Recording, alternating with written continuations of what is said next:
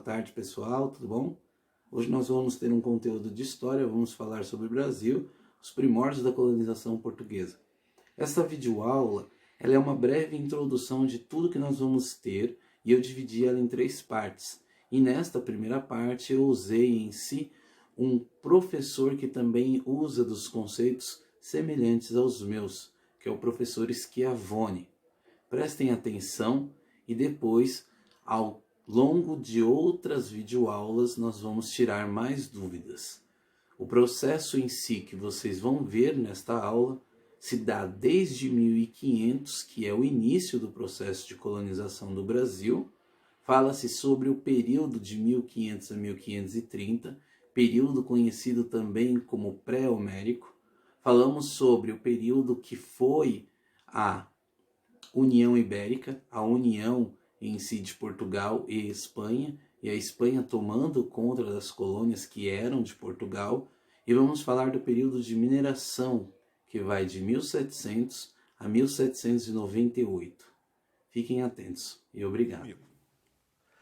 Bom, a grande dificuldade do aluno, via de regra, é entender esse longo período colonial, que começa lá em 1500 e vai até 1822. São 300 e tantos anos de história. É difícil compreender isso? É. Mas hoje nós vamos facilitar então essa tarefa aí para o estudante. Vejamos lá. Primeiro vamos caracterizar esse período rapidamente. O Brasil, durante o período colonial, vai ser um país monocultor, agroexportador e escravista. Ou seja, durante todo esse período, toda a produção brasileira vai ser sempre voltada para o exterior. Certo? Muito bem. Agora, o outro problema, que é um problema sério. Como é que nós vamos encampar e entender esse período tão longo de tempo? Muito bem, o que nós vamos fazer? Vamos primeiro dividir ele em 2 períodos, que é a divisão clássica que os historiadores utilizam.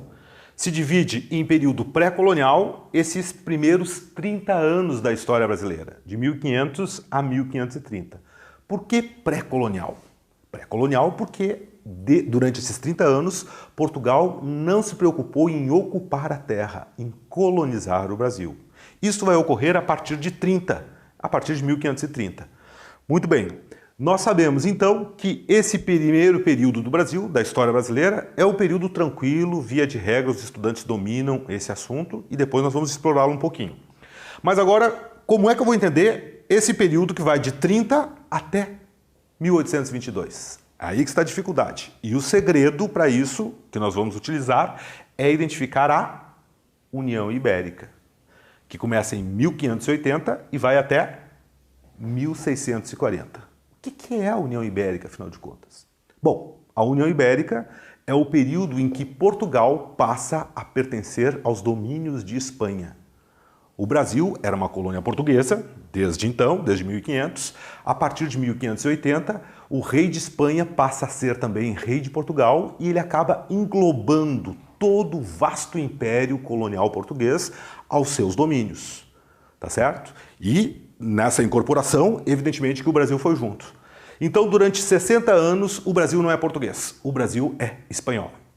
O fato é que nós vamos encontrar uma colônia antes da dominação espanhola e uma colônia que vai ser bastante diferente depois de 1640, depois da restauração portuguesa. Ou seja, quando os portugueses retomam de novo o poder lá em Portugal. Tá certo? Então, a nossa referência, repetindo, vai ser aqui, ó, entre 1580 e 1640. Uma colônia antes, que estabelece uma relação com Portugal antes disso, e uma colônia que estabelece uma relação com a sua metrópole, Portugal, depois disso. Bom, século XVI e século XVII é o século do açúcar aqui no Brasil. Século XVIII é o século do ouro. Mas isso aí nós vamos ver logo em seguida. Primeiro vamos começar com a primeira fase do período colonial brasileiro. A primeira fase que eu chamei anteriormente de período pré-colonial é a época em que vai se dar a exploração do pau-brasil. Isso aí todo mundo sabe, certo? Durante os primeiros 30 anos, os portugueses procuraram alguma riqueza aqui no Brasil. Normalmente essa riqueza pressupunham eles, deveria ser metais preciosos, ouro, prata, diamantes. Não encontraram isso. A única riqueza que encontraram foi o pau-brasil. E os portugueses vão se dedicar então à exploração desse pau-brasil aqui. Muito bem, o que eles fazem nesse período? Nesse período, vamos dar uma olhadinha na outra imagem, nós vamos ver. Se estabelece ao longo da costa brasileira feitorias. Mas o que são feitorias? Feitorias são depósitos de pau-brasil. Quem é que traz esse pau-brasil para essas feitorias? Os indígenas que aqui habitavam. Eles vão ser utilizados como mão de obra. E um detalhe importante que nós não podemos esquecer é que essa mão de obra ela é livre nesse primeiro momento. A partir de 1530, quando os portugueses resolvem ocupar definitivamente o território, a partir desse momento, a relação dos portugueses com o indígena se altera. Como se altera? Os portugueses passam a escravizar os indígenas. Então, também um detalhe importante que nós não podemos esquecer é que a partir de 1530 começa a ocupação do território, começa a colonização, começa a escravidão no Brasil. Via de regra, a gente associa a escravidão com a escravidão africana. Portugal trazendo lá da África escravos para trabalhar na lavoura açucareira. Mas num primeiro momento, nós não podemos esquecer, durante bastante tempo, até o século XVII, a escravidão indígena era bastante utilizada aqui no Brasil. Muito bem, nesse primeiro momento que estamos examinando, período pré-colonial, a relação do indígena é uma relação tranquila ainda com o português. O português estabelece feitorias, os indígenas trazem o pau-brasil para essas feitorias, e eles são pagos com quinquilharias. Essa relação entre trabalho, que é pago com quinquilharias, é o que nós chamamos ali de escampo.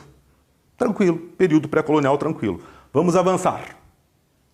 Muito bem. A partir de 32, olha lá, 1530, 1532, se começa a construir a empresa açucareira aqui no Brasil. Então, o século XVI, até metade praticamente do século XVII, até final do século XVII, nós vamos ter a empresa açucareira aqui no Brasil. A relação que Portugal vai estabelecer com essa colonização vai ser uma relação bastante complexa. Nós chamamos hoje isso de terceirização. Como assim? Como é que funciona essa terceirização? Pensemos nós. A coroa portuguesa queria colonizar o Brasil, mas não queria investir grandes fortunas. O que ela faz? Ela passa para terceiros essa iniciativa. Todos os gastos com a colonização, quem vai realizar são terceiros. Para isso, ela busca um parceiro. Quem é esse parceiro português? Os holandeses. Então, durante o período do domínio do açúcar, o grande parceiro português são os holandeses. Muito bem. Como é que se constitui essa forma de exploração da colônia durante esse período? Portugal resolve constituir aqui no Brasil, adotar aqui no Brasil o sistema de plantation. É a plantation açucareira. Essa plantation açucareira se caracteriza por 4 elementos que todos nós sabemos e não devemos esquecer: latifúndio, monocultura, escravismo e produção, toda ela voltada para exportação. Esses são os 4 elementos que caracterizam a plantation açucareira e que, de algum modo, vão marcar a história do Brasil durante muitos séculos ainda. O Brasil vai ser dominado e ainda hoje há uma presença muito grande do latifúndio aqui no Brasil, o que faz com que a questão das terras, a questão da distribuição, da divisão das terras, do aproveitamento das terras, seja um problema bastante sério e um tema bem polêmico na nossa conjuntura. Ou, enfim, um tema bem polêmico para se estudar ou para se pensar. No século XVI, a capital do Brasil passa a ser Salvador. Lá no século XVIII, há uma alteração nessa capital. A capital passa a ser Rio de Janeiro. Observe que houve uma mudança também da presença ou do grande parceiro português. A partir do século XVIII, o grande parceiro português passa a ser os ingleses. Vejamos nós. A plantation açucareira, aqui nós temos uma imagem famosa do Debré. que via de regra nos vestibulares se cobra ou aparece essa imagem. Nós vemos aqui negros trabalhando num serviço, na realidade moendo cana dentro de casa, né, numa atividade doméstica, mas isto aqui é o que nós vamos chamar de complexo do engenho, que é o que caracteriza lá a plantation açucareira. A unidade de produção na plantation vai ser o engenho.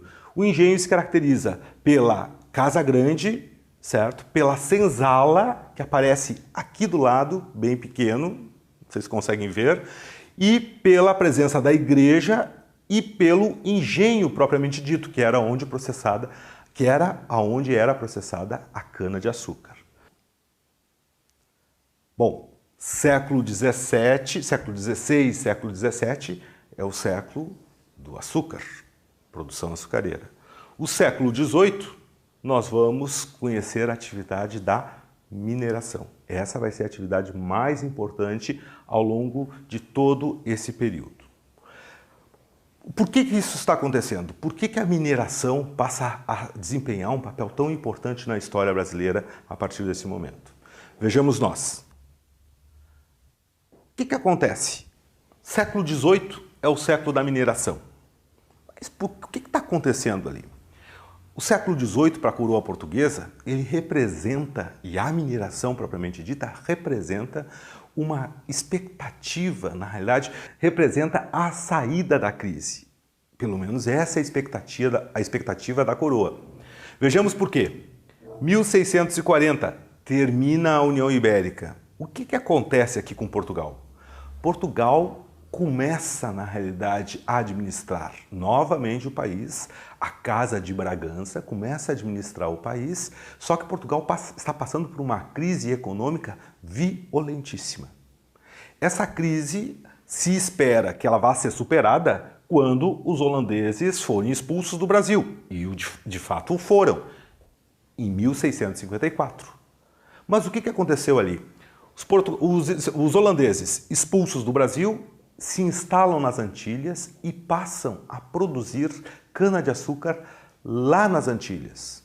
Ou seja, a coroa retomou o território de novo, aquela parte mais rica do território, que era o Nordeste açucareiro brasileiro, certo? Só que a crise vai continuar. Por que a crise continua? Porque o açúcar holandês é mais barato que o nosso, é melhor que o nosso e concorre com o nosso. Tá certo? Continua a crise portuguesa. Muito bem, a crise econômica. A coroa continua estimulando ou começa a estimular para que se busque uma nova fonte de riqueza aqui no Brasil. Quem vai se dedicar a essa atividade de busca pelo interior do Brasil, pelo sertão brasileiro dessa nova riqueza, são os bandeirantes.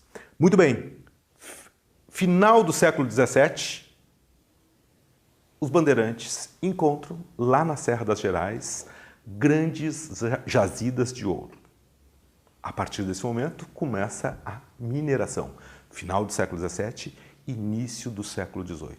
E durante todo o século XVIII, a mineração vai ser a atividade econômica mais importante da história brasileira e vai ser a promessa de recuperação de Portugal dessa crise que ele já vem amargando no mínimo por 50 anos.